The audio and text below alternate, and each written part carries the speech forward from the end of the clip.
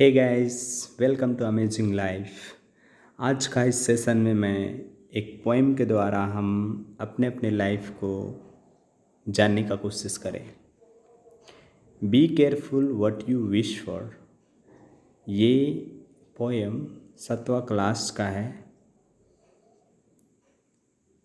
और इस पोएम में एक विश के बारे में कहा गया है, या हम जो भी विश करते हैं उसके बारे में कहा गया है।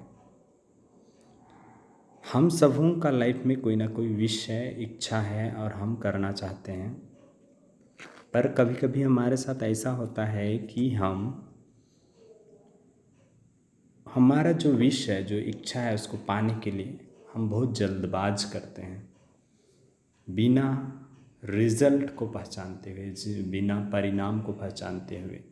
और इस पोएम में इसी बात को जिक्र किया गया है कि जल्दबाज करना गलत होता है या पछतावा होता है। Let's read, get set.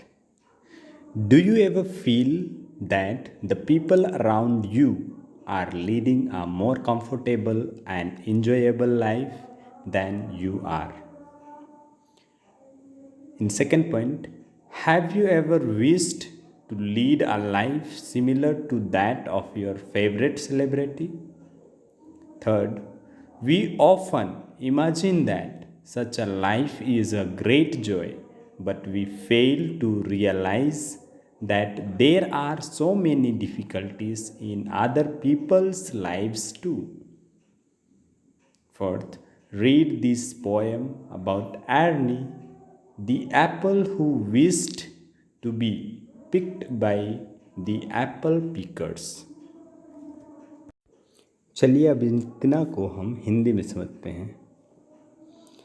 क्या आपने कभी महसूस किया है कि आपके आसपास के लोग आपसे अधिक आरामदायक और आनंददायक जीवन व्यतीत कर रहे हैं? क्या आपने कभी अपनी पसंदीदा हस्ती की तरह जीवन व्यतीत करने की इच्छा की है? हम अक्सर कल्पना करते हैं कि ऐसा जीवन एक महान आनंद है, लेकिन हम यह महसूस करने में असफल होते हैं कि अन्य लोगों के जीवन में भी कितनी कठिनाइयाँ हैं। अर्नी सेब के बारे में इस कविता को पढ़ें जो सेब बीनने वालों द्वारा चुना जाना चाहता था।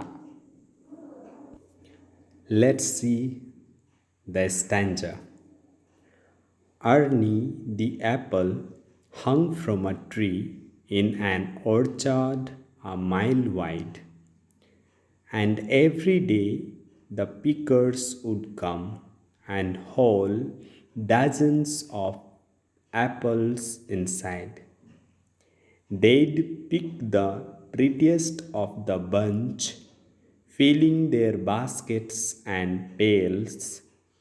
But they always passed by Ernie, ignoring his whines and wells.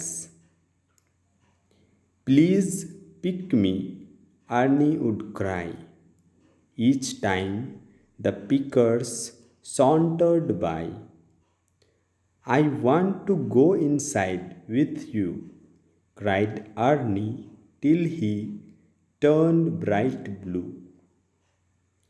But the pickers ignored him day after day, while Ernie hung there in dismay, trying to nurse his shattered pride, dying to be picked, to be taken inside. चलिए अब इस stanza को हिंदी में समझते हैं। अर्नी सेब 1 मील चौड़े बगीचे में एक पेड़ से लटका हुआ था और हर दिन बीनने वाले आते और दर्जनों सेवों को ढोते थे।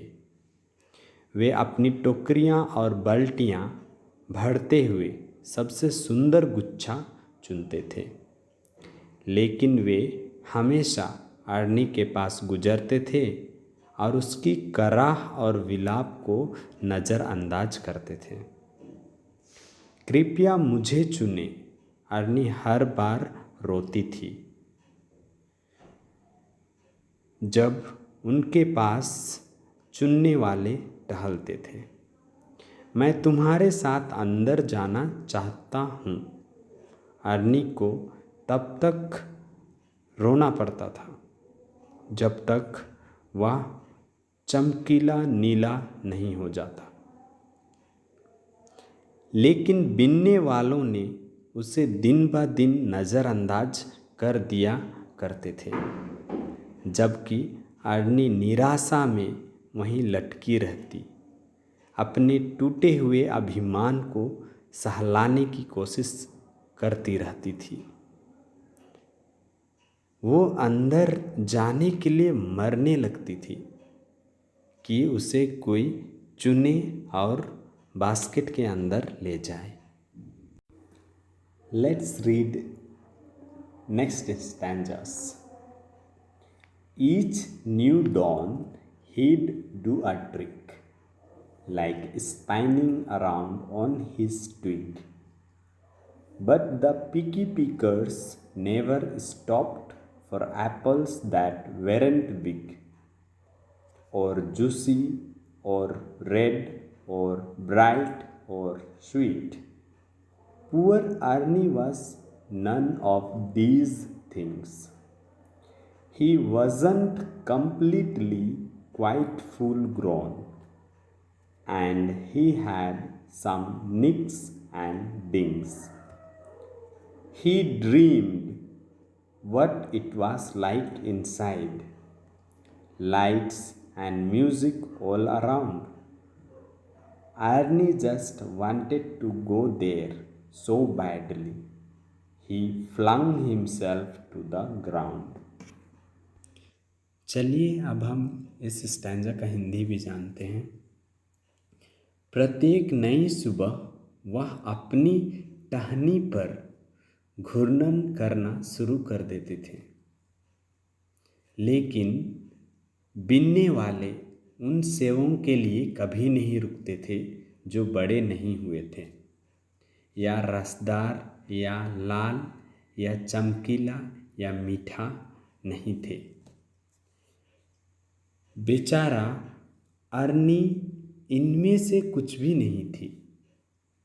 वह पूरी तरह से पूर्ण विकसित नहीं हुई थी और उसके पास कुछ निक्स और डिंग्स भी थे। निक्स और डिंग्स मतलब दाग और कटे हुए थे। उसने सपना देखा कि वह अंदर कैसा था। चारों ओर रोशनी और संगीत थी। अर्नी बस इतनी बुरी तरह से वहाँ जाना चाहती थी कि उसने खुद को ज़मीन पर गिरा दिया। Let's read ahead. The next day the pickers came along and saw him lying there. They took him inside, and Arnie thought, "This is it. I am finally there." But when Arnie the apple looked around, he realized his dreams were false, because in less than 15 minutes he was Arnie applesauce. चलिए अब इस stanza का भी हिंदी जानते हैं। अगले दिन बिनने वाले आए और उसे वहीं पेड़ के नीचे पड़ा हुआ देखा। वे उसे अंदर ले गए और अर्नी ने सोचा, यह बात है, मैं अंततः यहाँ पहुँच गया। लेकिन जब अर्नी दी एप्पल ने चारों ओर देखा तो उसने महसूस किया कि उसके सपने झूठे थे, क्योंकि 15 मिनट के बाद वह एक अर्नी एप्पल का सॉस था। अर्नी एप्पल का जूस बन गया था।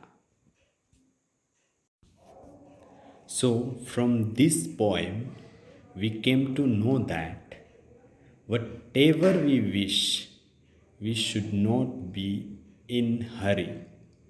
हमें कभी भी जल्दबाज में नहीं होना चाहिए अपने इच्छा के लिए। यदि हम अपने जीवन में कुछ भी चीज़ को पाना चाहते हैं तो हमें अपने सही समय का इंतज़ार करना चाहिए।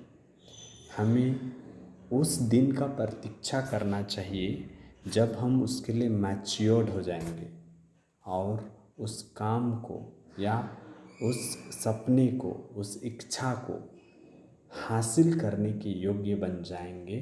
तभी हमें उस काम को करना चाहिए या उस इच्छा को सोचना चाहिए, करने की ठान लेना चाहिए। धन्यवाद। यदि आपको ये पोएम अच्छा लगा तो लाइक्स करना, कमेंट्स करना और चैनल को सब्सक्राइब करना। Thank you for watching my videos.